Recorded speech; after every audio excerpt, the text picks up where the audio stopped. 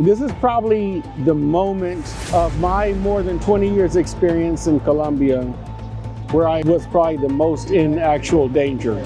And he starts calling to get his posse together to come and get after me. And I'm in my cow and I'm trying to figure out how to get away.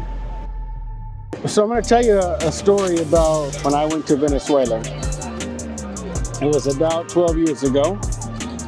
And the big first wave of Venezuelans had, not really the first wave, but there was this big wave of Venezuelans leaving the country.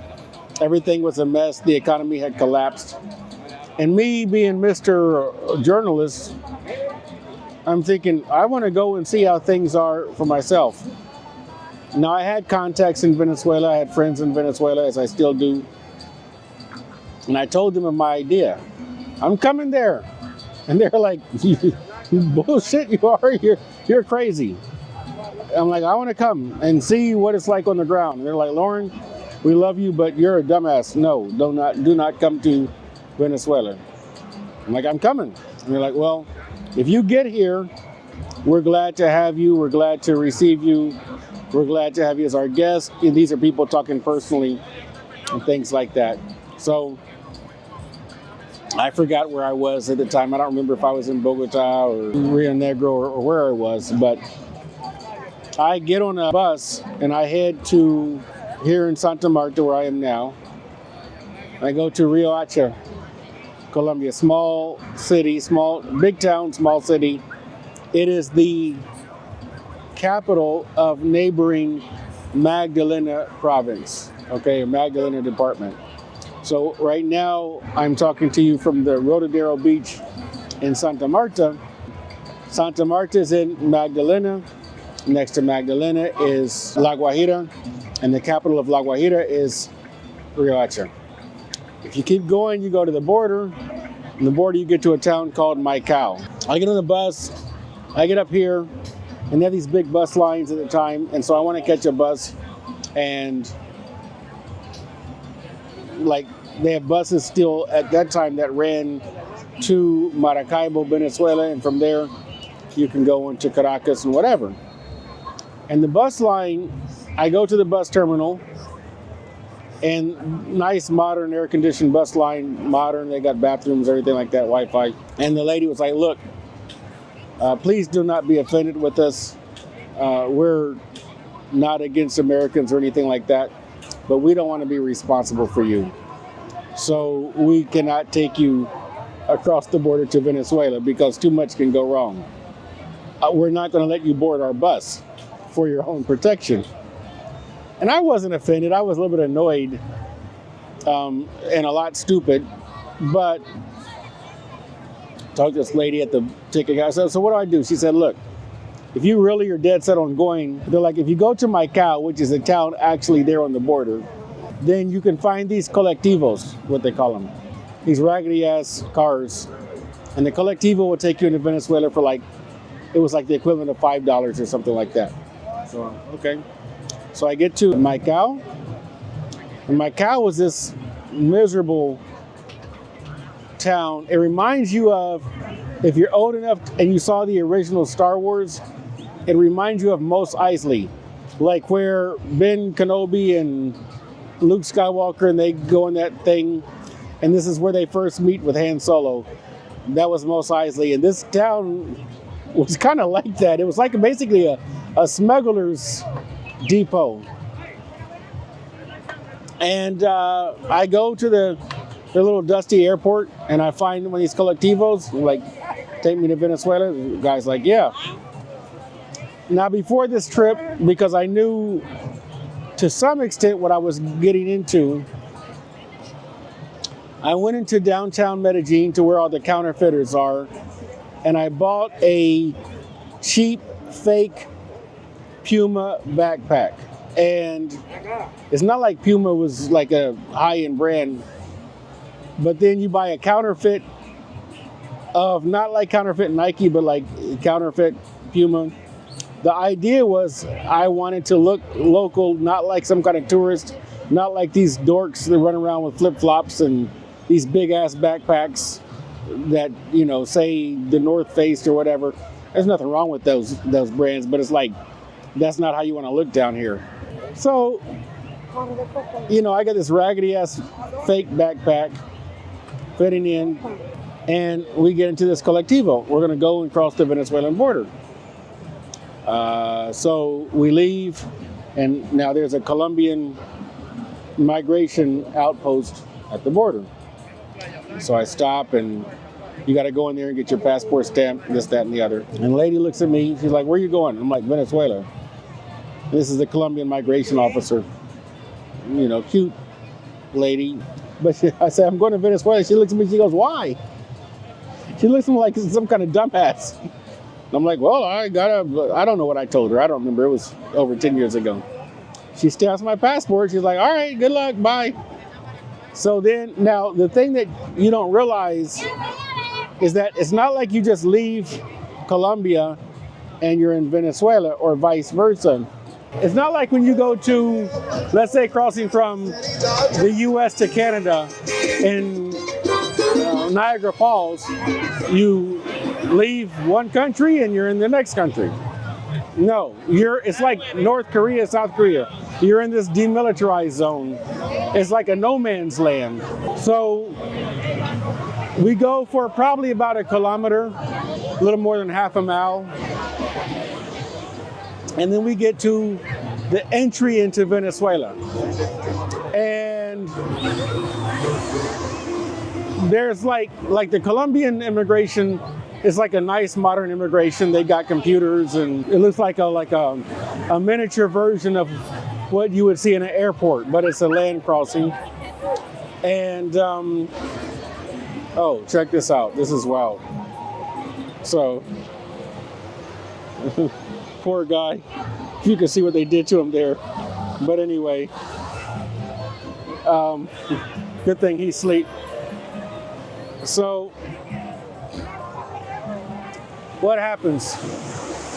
There's like a blackout and there's no electricity in Venezuela. And kind of like the US and Canada, there are some people like Colombians, and let's say you're Venezuelan, you don't need to have a passport to cross. And you show them your cedula or whatever. And this place, I mean, there was no lights, there was no electricity or anything. Now, with me, and at the time, today, it would be extremely dangerous to do what I did. If you were an American and you went now, you're going to be in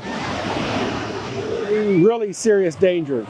When I did it, it was just kind of generic level stupid. But it wasn't completely life-altering dangerous just yet. So I can't get in because they're like, our computers are down and we gotta check our computers. And you've got to, you didn't need a visa if you were from the US, but you had to show them what hotel you were staying at and all this kind of stuff. It was like kind of strict. They didn't really like Americans, but it still was a visa-free area and you could go. Anyway, I'm waiting there. More than an hour passes and it's starting to get dark. And so we're like technically in Venezuela, but they don't give me the permission and the passport stamp and all that kind of stuff like that. I mean, not just me, it wasn't anything personal. And it was crazy, it was mayhem, because you're in this place and all these Venezuelans are screaming because they're like being held up to by whatever bureaucratic hassles. And they're like, "Look, I support the revolution and you don't let me in." And like, it was just really pandemonium. Well, we sit there for a while. Eventually the Colectivo driver, it's this kind of raggedy beat up car. It looks like back in the day we used to have crash up derbies, like we would call them back in the States, like where they'd have these contests where you would run into each other with old beat up cars. And it looked like something from one of those, but it got dark. And the Colectivo guy is like, "I'm sorry, it's too dangerous. It's too dangerous to be out here at night. I'm leaving you." So he took my backpack out of the car, handed it to me. This is the little bullshit counterfeit fake backpack, and he takes off. So here I am at night at this Venezuelan immigration outpost,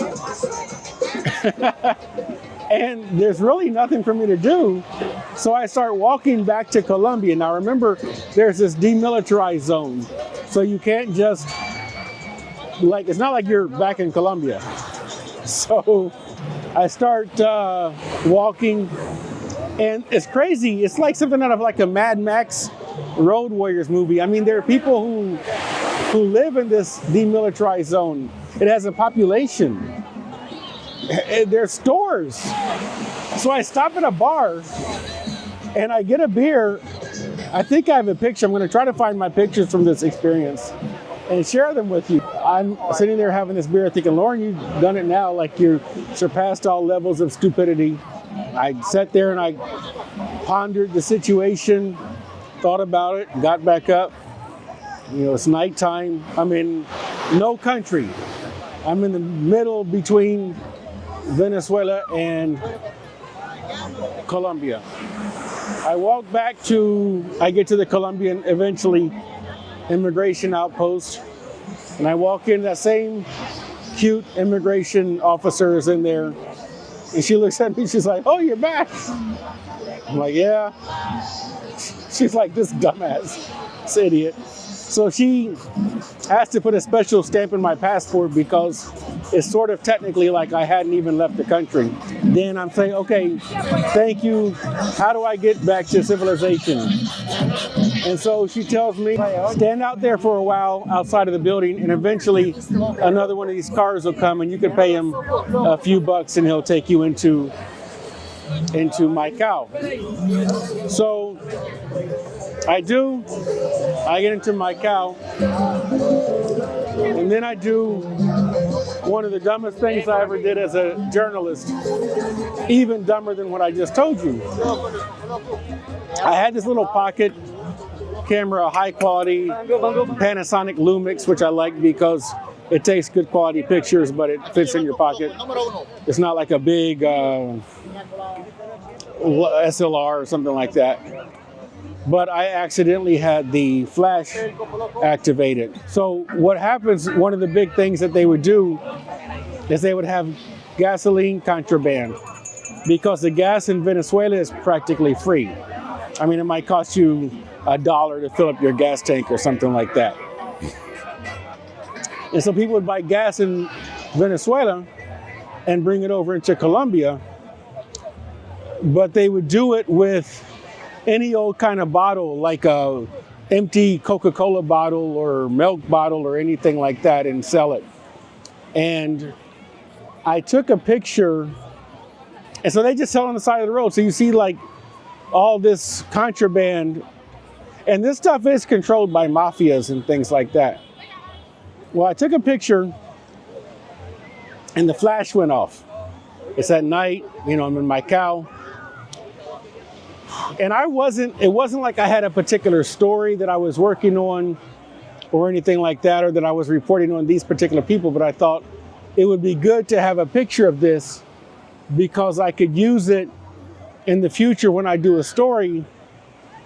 Then I'll have this real firsthand picture that I took of the situation here on the ground.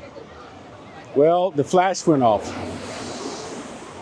And this miserable guy, he looked like a Yosemite, he looked like a cold black Yosemite Sam, basically, if you know who that is from the old Warner Brothers cartoons.